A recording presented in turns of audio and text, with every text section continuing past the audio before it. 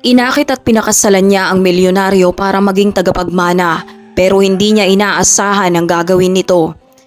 Si Adam Francis isang mapanlinlang na lalaking nagdesisyong magpakasal sa isang mayamang matandang babae para makuha ang lahat ng yaman nito at pera. Yun nga lamang ay masyado niyang minaliit ang kakayahan ng matandang babae. Dahil na rin sa edad nito, hindi makapaniwala sa panghabang buhay na leksyong kanyang daranasin. Si Adam ay isang 23 anyos na lalaking kinukundina ang pagtatrabaho. Siya ay sinusuportahan ng kanyang magulang hanggat sa abot ng kanilang makakaya. Ang kanyang magulang, nang mapagtantong wala nang mararating ang kanilang anak, ay pinilit nitong maghanap ng trabaho at kumilos sa buhay. Dala ng labis na pagpupumilit ng magulang ay nagawa ni Adam na maghanap ng trabaho at napasok nga siya sa isang cafe. Pero late na siya laging nakakapasok at wala ding pinapakitang pagtsatsaga sa kanyang pagkilos. Sa loob-looban ng lalaki ay ayaw niya ng ganong buhay. Pero kailangan niya ng pera para makabili ng mamahaling kasuotan, makapunta sa magagandang lugar pero walang-wala ang kanyang pamilya. Dagdag pa na si Adam ay halos mag-ubos ng pera na nakukuha niya sa kanyang trabaho. Kaya sa pagkakataon ng pangangailangan niya at bayarin ay kinakailangan pa niyang sumandal sa iba.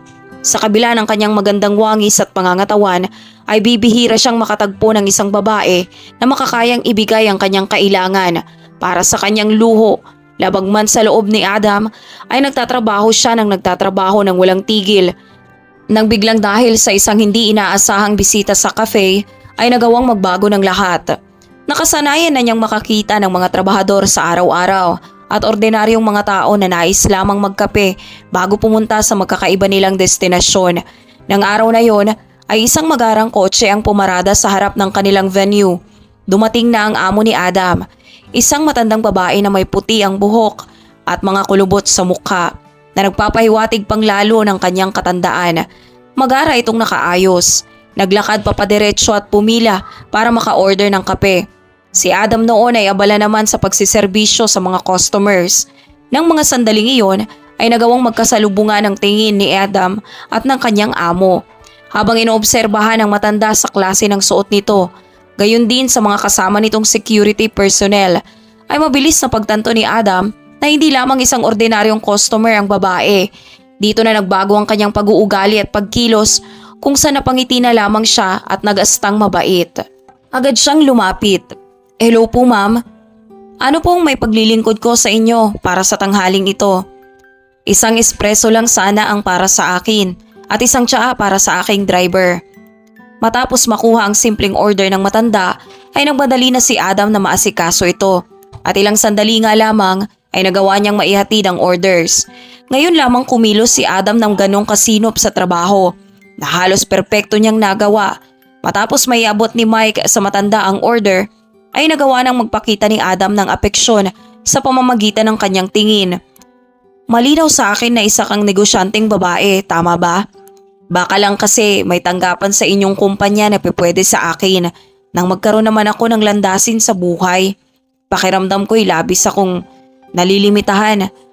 Bukas naman ako sa kahit ano pa mang role basta makakatulong sa pag-advance ng aking karir."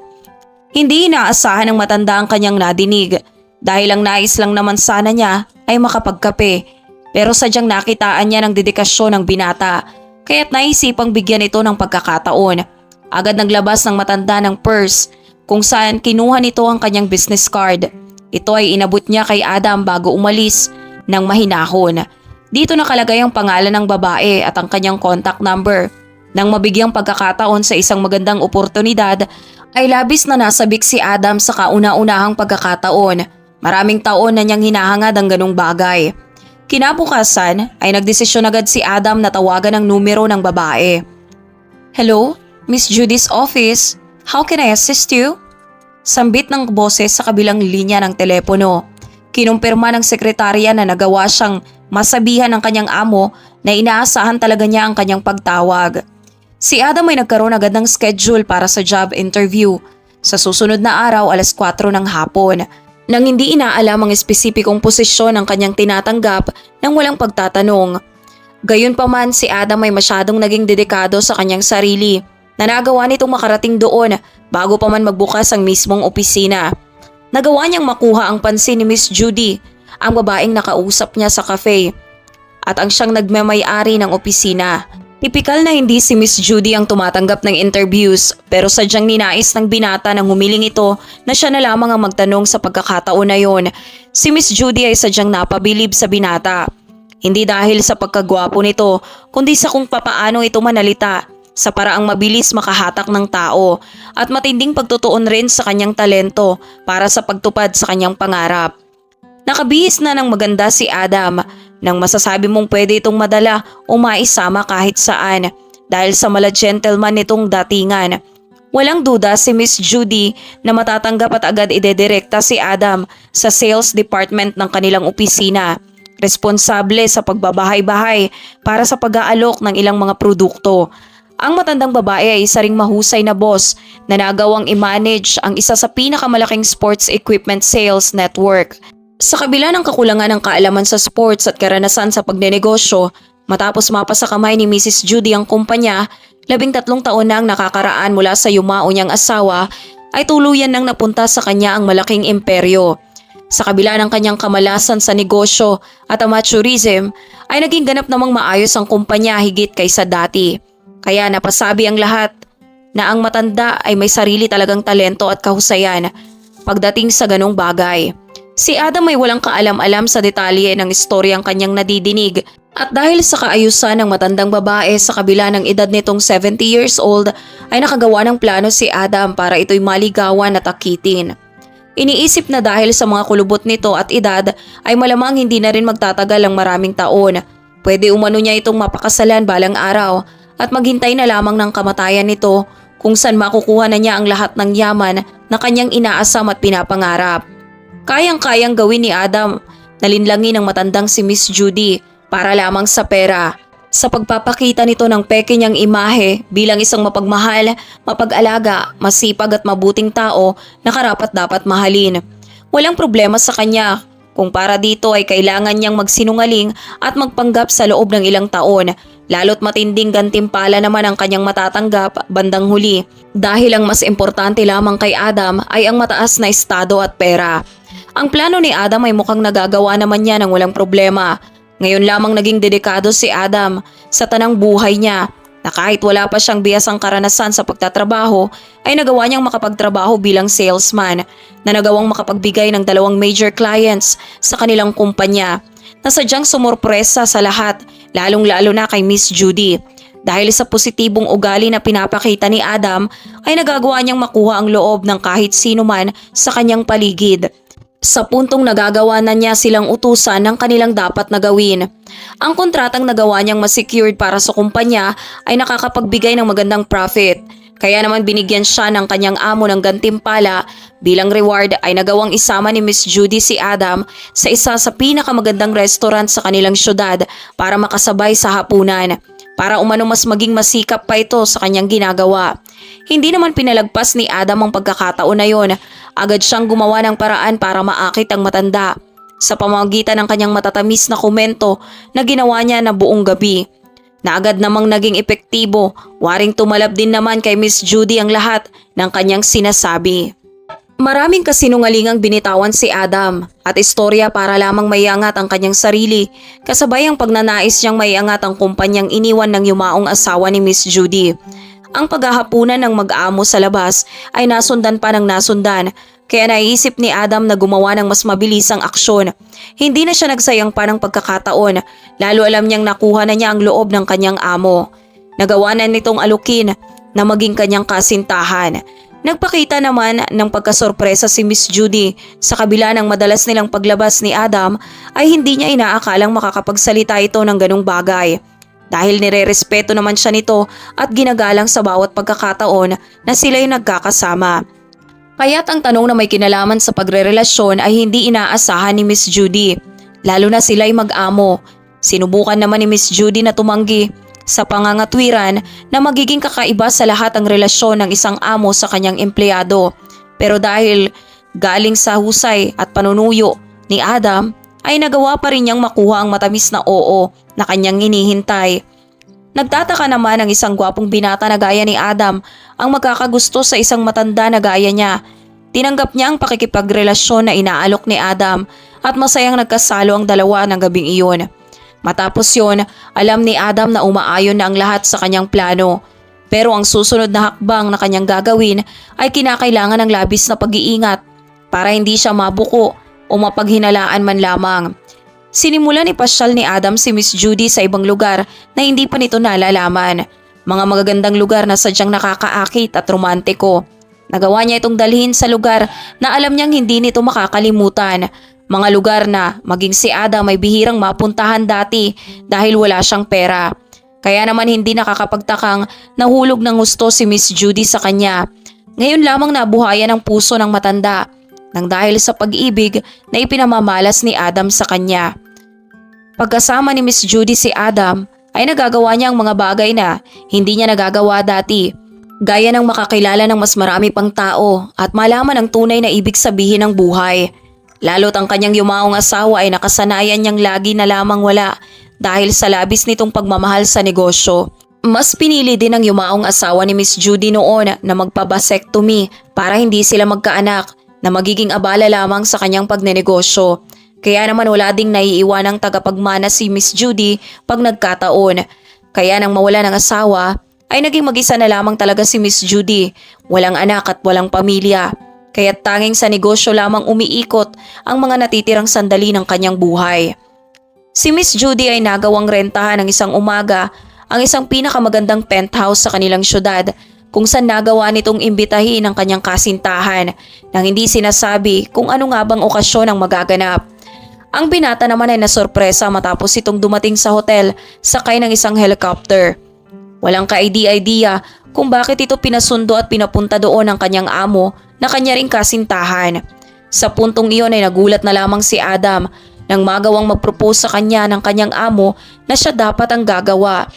Sadyang gumana nga ang kanyang plano at syempre ay oo naman kaagad ang naging sagot ng binata. Pagkatapos nito ay si Adam naman ang lumuhod at nag-propose sa babaeng kanyang nais pakasalan. Hindi nakala ni Adam na ganun na lamang naging kaperpekto ang kanyang plano na nagawang umabot ito sa punto ng matanda na mismo ang nag-alok sa kanya ng kasal. Isang kasal na naging simple lamang pero magara. Gayunpaman sa kabila ng kasiyahan ay napuna naman ni Miss Judy ang masamang pag-uugali at pagtatratong ginawa ni Adam sa mga hotel staff. Wari mong naging bastos ito pero binaliwala lamang muna ni Judy ang kanyang napansin. Madali na naman niya itong naoobserbahan sa susunod. Lalo't mas madalas na silang magiging magkasama. Kapuna-puna na din ang mga bagay na nagagawang bilhin ni Adam linggo-linggo. At simula nang maging kasintahan ni Adam si Judy, ay lagi na lamang mamahalin at magaganda ang sinusuot nitong damit kasama ng relo na sobrang kinang ay mapagkamalan mong alahas. Ang binata ay humarap at umasta sa lahat na para bang isang totoong milyonaryo. Wari mo bang ini-enjoy at sinasanay na nito ang kanyang sarili sa ganong buhay? Ang ilan sa maling pagkilos ni Adam ay nahahalata na ng karamihan pero hindi para sa matandang babae na wari na bulag ata ng salitang pag-ibig. Hanggang sa maipaalam na kay Miss Judy ang kanyang bank manager ang mga kakaibang transaksyon na lumalabas sa kanyang bank account. Ninais naman ni Miss Judy na ma-verify ang sitwasyon para malaman kung nasa ayos lamang ang lahat. Sa kabila ng pagiging mayaman, sa loob ng ilang dekada, si Miss Judy ay pinanganak lamang sa isang mahirap na pamilya na nakatira lamang noon sa isang maliit na bahay sa isang nayon. Naging masikap si Judy sa pagtatrabaho kahit na isa siyang babae hanggang sa siya ay maikasal sa isang lalaki na agad pumasok sa larangan ng pagnenegosyo. Isang negosyo na sumikat agad at nakilala. Mula umpisa hanggang huling sandali ng buhay ng kanyang asawa ay sinuportahan ito ng labis at minahal ni Judy kung paanong isinumpa nila sa Diyos na sa hirap at ginhawa sila ay magkatuwang. Ang bawat pagkilos katulad ng tamang paggastos at paggamit sa pera ang siyang nagdala sa mag-asawa patungo sa karangyaan ng buhay. Sa katagalan ay nagsimula nang mapansin ni Judy ang ilang pagkakamali kay Adam na noon ay parang wala naman sa kanya, gaya ng pagiging maluho nito at hindi pagkakontento sa isang bagay. Kung paanong makisabay ito sa iba sa tuwing sila ay nasa labas, pero ang pinakaimportante sa lahat ay ang mapatunayan ni Judy na sunod-sunod na transaksyon sa kanyang bank account na hindi niya nalalaman At isang tao lamang ang pwedeng gumawa nun. Isang tao na araw-araw at oras-oras ay walang ginawa kundi lustayin ang kanyang pera nang walang paalam. Makalipas ang ilang linggo ay natanggap na ni Judy ang final report ng kanyang detective at labis siyang natulala at natigilan sa naging resulta ng investigasyon. Matagal nang pinagsususpetsahan ni Judy ang kanyang minamahal, lalo na ang ginagawa nitong mahabang pakikipagtawagan, pakikipagmensahe na para bang lagi itong may inililihim sa kanya na ayaw niyang madinig. Maraming pagkakataon na rin na halos hindi umuuwi si Adam sa dahilan umano na nag-aasikaso ito ng ibang gawain sa kanilang kumpanya na napag-alaman ni Miss Judy na hindi rin totoo. Nagpatuloy lamang ang nakakadudang mga gawain ni Adam sa loob ng ilang buwan. Hindi na malaman ni Miss Judy kung kakayanin pa ba niyang mabuhay kasama ang isang lalaking materialistiko na tama bang nagdesisyon siya kaagad na ito ay mapakasalan. Walang opisinang pinuntahan si Adam kapag siya ay nawawala. Sa halip ay gumugimik lamang ito at nang bababae sa bawat club na kanyang napupuntahan. Sa madaling salita ay gabi-gabing niloloko ni Adam si Miss Judy gamit ang mismong pera nito na nagmula sa kumpanya. Dahil sa pera ni Miss Judy ay nagagawa niyang makabili ng magandang regalo para sa kanyang mga nagugustuhan, dahilan para madali silang makuha at mapasunod sa kanyang mga kamay. Matapos makita ni Miss Judy ang lahat ng ebidensya, gaya ng mga transaksyon sa bangko, ay naglaho na ang kanyang labis na pagtitiwala. Wala siyang ibang maramdaman kundi labis na pagkadismaya. Ang masayang buhay na inaasahan niya sana ay tuluyan ng nasira. Kung sa pakiramdam ni Miss Judy ay nagamit siya ng gusto at naloko sa paraang ngayon lamang niya nararanasan, paano niyang nagawa sa akin ito? Nasabihin niyang mahal niya ako pero ngayon ay nagagawa niya akong pagtaksilan para makasama ang ibang babae. Bulong ni Miss Judy sa kanyang sarili. Iniisip ng mga sandaling nakilala niya si Adam ay naging bulag siya at walang alam sa kabila ng kanyang edad. Dahil sa delusyon na pwede siyang magustuhan ng isang binata at gwapong katulad ni Adam. Alam niyang sa kanyang sarili na hindi niya kakayaning magpatuloy sa ganitong daloy ng buhay. Kaya't gagawa na rin siya ng paraan para mabawi at maibalik kay Adam ang panlulokong ginawa nito sa kanya. Ang unang hakbang na ginawa niya ay ang pagbablock ng credit cards na nasa posisyon ni Adam. Kasabay ng madali ang pagpapaalis kay Adam sa kanyang kumpanya. Kaya sa huli magbabayad sana si Adam sa isang restaurant. Matapos silang kumain ng babaeng kanyang kasama ay na-denied ang kanyang card na ginagamit.